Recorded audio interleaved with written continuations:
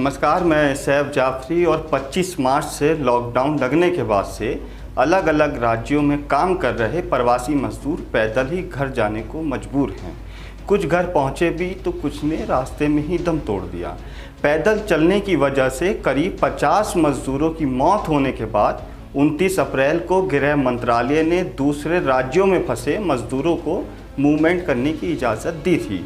मई से रेल मंत्रालय ने लॉकडाउन में फंसे मजदूरों को घर पहुंचाने के लिए स्पेशल श्रमिक ट्रेनें चलाई गईं। अब तक 160 से ज़्यादा ट्रेनों से लगभग 1,60,000 से ज़्यादा मजदूर अपने अपने घर पहुंचे जा चुके हैं। लेकिन अभी भी एक कन्फ्यूज़न जिस बात को लेकर है वो है किराया। कई मजदूरों का कहना है कि उनसे किराए के पैसे लिए गए हैं, लेकिन भाजपा का कहना है कि रेलवे मजदूरों को किराए पर 85% की सब्सिडी दे रही है और बाकी के 15% राज्य सरकार दे रही है।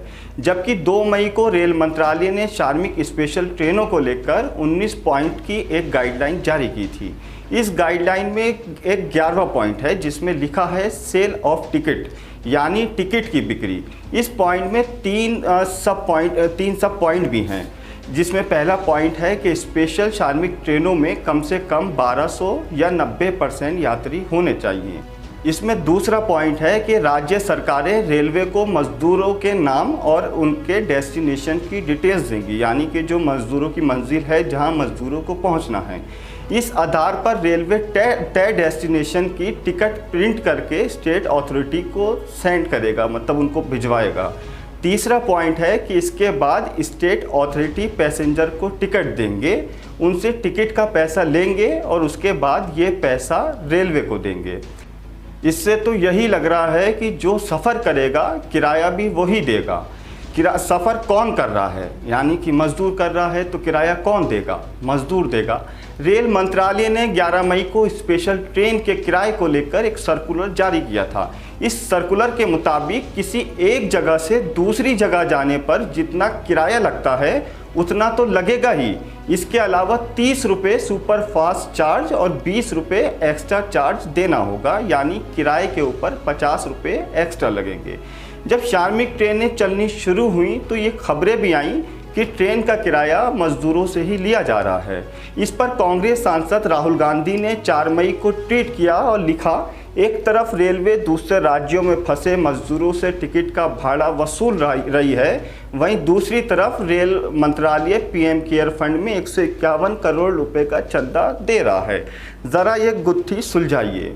राहुल गांधी के ट्वीट पर भाजपा के राष्ट्रीय प्रवक्ता हैं संबित पात्रा जी, उन्होंने जवाब दिया है और संबित पात्रा ने श्रमिक ट्रेन को लेकर जारी गृह मंत्रालय की गाइडलाइन दिखाई है।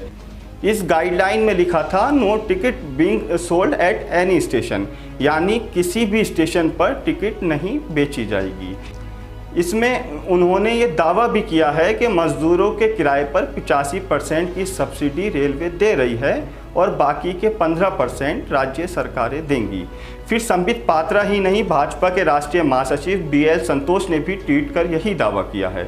इतना ही नहीं, 4 मई को स्वास्थ्य मंत्रालय की डेली ब्रीफिंग में भी स्वास्थ्य सचिव लव अग्रवाल ने भी कहा था कि टिकट का 85% खर्च रेलवे और 15% खर्च राज्य सरकारें देंगी और दे रही हैं। रेल मंत्रालय ने पिछले साल 18 जून को 100 दिन का एक्शन प्लान बनाया था। इस प्लान में रेलवे ने बताया था कि यात्रियों से 53% किराया ही वसूलती है, यानी अगर एक जगह से दूसरी जगह तक जाने का किराया 100 रुपये है तो उसमें से यात्री सिर्फ 53 रुपये ही देता है। रेलवे ने श्रमिक ट्रेन को लेकर 2 मई को गाइडलाइन जारी की थी, लेकिन इसमें कहीं भी ये नहीं लिखा कि किराए पर 85% सब्सिडी मिलेगी और बाकी 15% किराया राज्य सरकार देंगी। रेल मंत्री पीयूष गोयल ने भी इस पर कुछ नहीं बोला है। कई मीडिया रिपोर्ट्स में दावा किया गया है कि मजदूरों से किराए के पैसे लिए जा रहे हैं। समाचार पत्र भास्कर के ही गुजरात एडिशन में 5 मई को खबर छपी थी कि सूरत से गई 9 ट्रेनों के 10,800 मजदूरों से 76 लाख रुपए वसूले गए थे। यदि यूट्यूब पर आप हमारी इस वीडियो को देख रहे हैं तो हमारे चैनल को सब्सक्राइब करें, और यदि फेसबुक पर आप हमारी इस वीडियो को देख रहे हैं तो हमारे फेसबुक पेज को लाइक करें।